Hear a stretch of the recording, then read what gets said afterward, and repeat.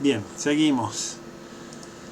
Uno de los aspectos que veíamos recién en cuanto a los principios éticos tenía que ver con la identidad digital, la identidad de las personas.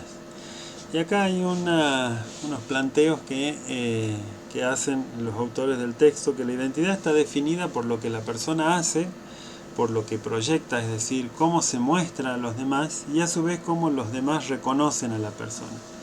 Pero sin embargo, hay otros autores que dicen que no siempre estos tres aspectos que se están planteando son del todo reales, ¿sí? O corresponden con la realidad, porque a veces hay intereses egocéntricos que pueden intervenir y modificarla, ¿sí? Lo que lesionan la responsabilidad y el empoderamiento del individuo. Esto tiene que ver con, entre otras cosas, y por eso puse la imagen esta con la huella digital, con la identidad digital. Suele ocurrir que hay muchas situaciones de suplantación de identidad o de robo. ¿Vieron cuando decimos básicamente me hackearon la cuenta y hay alguien que se comunica en nombre de y tratando de inducir al error? Bueno, ese tipo de cosas son las que tenemos que poder llegar a trabajar y que queden bien definidas y que la persona pueda, por más que sea usuario de las redes, de internet, etcétera, pueda mantener preservada su identidad y evitar que hagan usurpación de la misma, ¿sí? Y hablando de usurpación de la misma, esto tiene que ver con otro aspecto que suele ocurrir tanto a docentes como a estudiantes, y tiene que ver con el plagio. O sea, así como alguien puede usurpar la identidad de alguien, no sé, por las tarjetas, o roban la identidad de las personas y a través de eso engañan a otros. El otro día me llegó de una docente de otro instituto varios mensajes de que vendía dólares, no sé, una serie de cuestiones, y le habían hackeado las cuentas y no era la persona. Entonces, bueno, ese tipo de cosas suelen suceder, pero también este tipo de estafas y de suplantar la identidad también a veces puede ocurrir dentro del sistema educativo. Y eso ocurre cuando nosotros, por ejemplo, tomamos las ideas de otra persona, del trabajo de otra persona, y las copiamos y pegamos de internet directamente en nuestros trabajos y las tomamos como si fueran ideas propias, ¿sí? Ahí estamos robándole la idea a otra persona, suplantando su identidad, porque esa persona es la que escribió un artículo sobre algo y nosotros suplantamos su identidad, robamos su idea y la planteamos en un trabajo práctico, en una monografía, en un informe, como si fuera una idea creativa nuestra, ¿sí? Eso es incorrecto, éticamente no corresponde y es lo que se llama como plagio, ¿sí?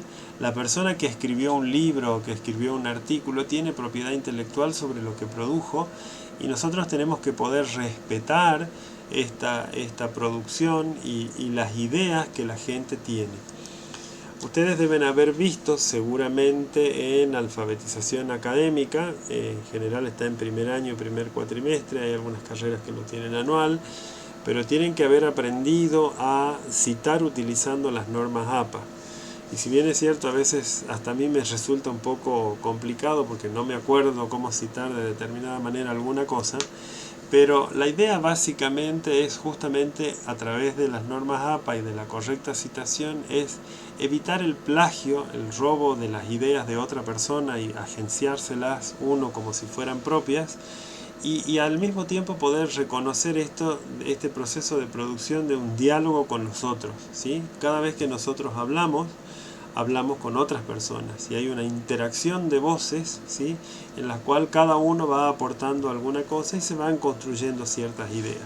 Lo hacemos en la casa, sucede entre padres e hijos, madres y sus hijos, los docentes, bueno, en todas las instancias de la vida. ¿Por qué no reconocer las voces de los otros, lo que el otro dice, lo que el otro escribió, a través de la cita correcta, ¿sí?